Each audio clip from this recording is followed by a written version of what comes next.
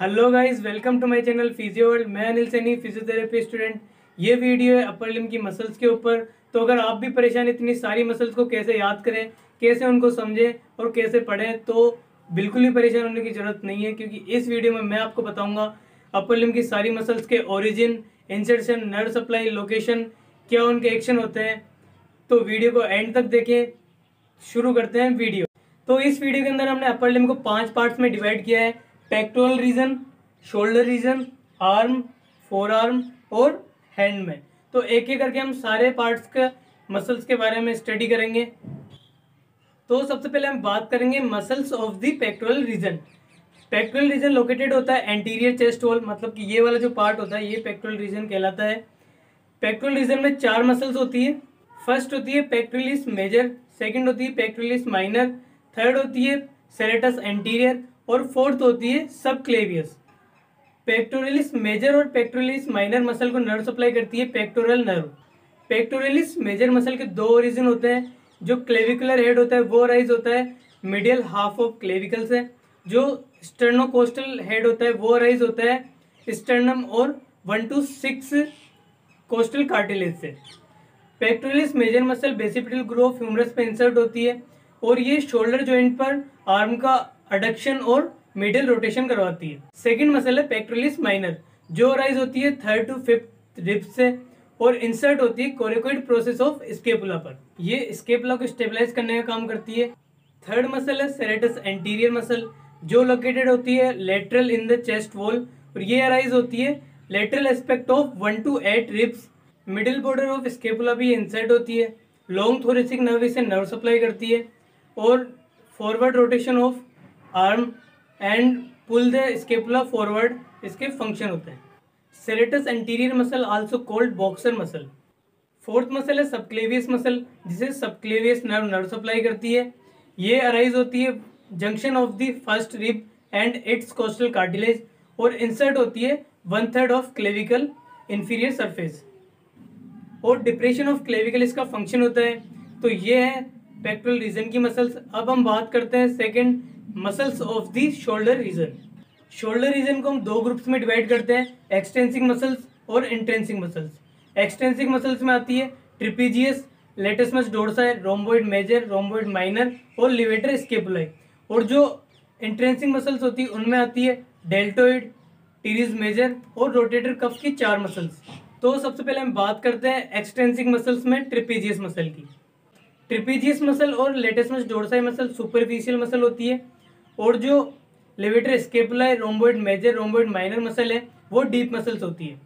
ट्रिपीजियस muscle के 3 origin होते हैं। जो सुपीरियर पार्ट होता है वो अराइज होता है superior nuclear line of the occipital bone to the external occipital protuberance. Middle part arise होता है T1 to T4 वर्टिब्री से और जो इंफीरियर पार्ट होता है वो अराइज होता है spinous process of vertebrae T5 to T12। Insertion superior part insert होता है लेटरल 1/3 ऑफ क्लेविकल पे, मिडिल पार्ट इंसर्ट होता है एक्रोमियम प्रोसेस ऑफ स्केपुला पे और जो इंफीरियर पार्ट होता है वो इंसर्ट होता है स्पाइन ऑफ स्केपुला पे। एक्सेसरी नर्व इसे नर्व सप्लाई करती है और जो एलिवेशन और रिट्रैक्शन ऑफ द स्केपुला होता है वो इसकी मूवमेंट से। लेटसमस डोर्साई मसल के 4 ओरिजिन होते हैं। फर्स्ट वर्टिब्री पार्ट वो राइज होता है T7 to T12 वर्टिब्री से। सेकंड होता है इलियक पार्ट वो राइज होता है इलियम क्रेस्ट से। थर्ड होता है कोस्टल पार्ट वो राइज होता है रिब्स 9 to 12 से और फोर्थ होता है स्केपुलर पार्ट वो राइज होता है इंफीरियर एंगल ऑफ स्केपुला से। इंटरट्यूबरिकल सल्कस ऑफ ह्यूमरस पे इंसर्ट होती है और थोरेकोडोर्सल नर्व इसे नर्व सप्लाई करती है। Arm flexion, extension, adduction, medial rotation ये इसके फंक्शन होते हैं। अब हम बात करते हैं डीप मसल्स की। डीप मसल्स में 3 मसल्स आती है, लिवेटर स्केपुलाई, रोम्बोइड्स मेजर, रोम्बोइड्स माइनर। इन तीनों मसल्स की जो नर्व सप्लाई है वो सेम होती है। डोर्सल स्केपुलर नर्व इसे नर्व सप्लाई करती है। इनका जो इंसर्शन पॉइंट होता है वो भी इन तीनों का सेम होता है, ये स्केपुला बोन पे इंसर्ट होती है। फर्स्ट लिवेटर स्केपुलाई मसल, ये ओरिजिनेट होती है transverse process of C1 to C4 vertebrae से।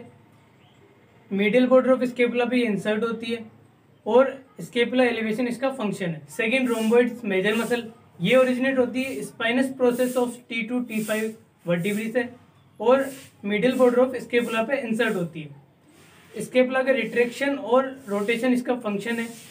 थर्ड मसल है रोम्बॉइड माइनर मसल, ये ओरिजिनेट होती है spinous process of C7 to T1 और level of spine of scapula पे इंसर्ट होती है।